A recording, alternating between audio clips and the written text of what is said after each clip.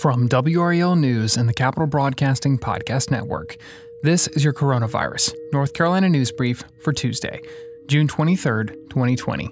I'm Cliff Baumgartner. Here's the latest from WREL.com. Yesterday, North Carolina's statewide ban on evictions was lifted, meaning that many people who've struggled to pay their rent during the pandemic could now face other challenges. But a new hotline is providing information to those in need. According to Siembra NC, the Latinx community has been hit particularly hard by the coronavirus pandemic, and this issue in particular.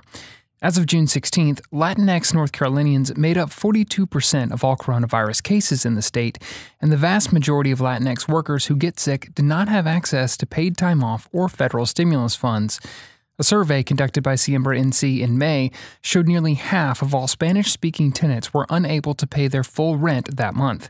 Siembra's staff have been sent dozens of photos of letters from landlords to tenants demanding full payment and threatening eviction.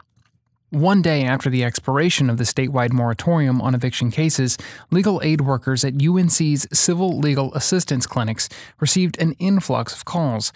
They say landlord misconduct and illegal evictions have left tenants frightened, and most people are unaware that the nationwide CARES Act still protects some rental properties until July 25th. But how do you know if your dwelling qualifies under CARES, and how do you provide or demand that information in a court hearing? These questions are what inspired the launch of a new hotline called the CARES Act Eviction Information Line. Hotline operators can provide resources to tenants, including what documents to bring to court, how to request an interpreter, and a guide to CARES Act protections. Individuals seeking assistance from the hotline should send a text message with their full address and property name, if known, to 919-590-9165. Tenants will then receive an information packet via both text message and U.S. mail based on the research results for their property.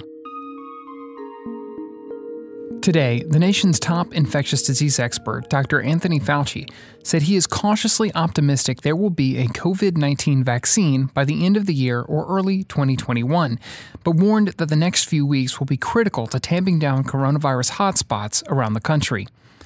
Fauci and other top health officials also said they've not been asked to slow down testing for coronavirus, a controversial issue after President Donald Trump said last weekend that he had asked them to do just that because it was uncovering too many infections. Trump said earlier in the day that he wasn't kidding. But today, Fauci told a House committee the government will be doing more testing. So far, the U.S. has tested more than 27 million people, with about 2.3 million, or 8.4%, testing positive.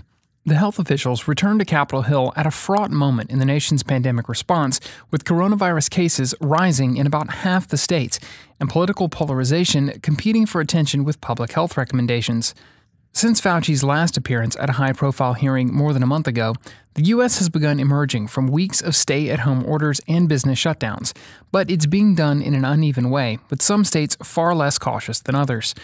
Fauci has recently warned that the U.S. is still in the first wave of the pandemic and has continued to urge the American public to practice social distancing. Fauci continues to recognize widespread testing as critical for catching clusters of COVID-19 cases before they turn into full outbreaks in a given community. About 2.3 million Americans have been sickened in the pandemic, and some 120,000 have died, according to data from Johns Hopkins University. As local universities develop plans to bring students back on campus in the fall, a number of faculty members at NC State are petitioning the decision to reopen the university. As of now, NC State plans to resume classes on August 10th, and recently, Chancellor Randy Woodson wrote a letter to faculty members requesting an increase of in-person classes. In the letter, he said the amount of face-to-face instruction currently being planned for students in the fall was, quote, insufficient to meet our goal, and requested staff return to campus to continue the work of the university. However, faculty members plan to submit a petition to university administrators requesting that no instructor be required to teach in person and that health requirements be in place, including facial coverings and physical distancing for students and staff alike. Faculty members plan to collect signatures for this petition until July 3rd. And lastly, Wake County will hire 235 temporary workers in the coming weeks to respond to the coronavirus pandemic.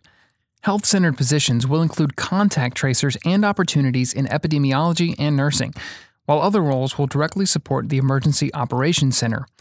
Wake County's EOC is normally staffed with 160 employees, but hundreds more are needed to maintain and expand current operations.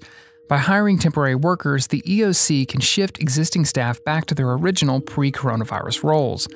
The county will use CARES Act funding to pay temporary employees and offer them benefits.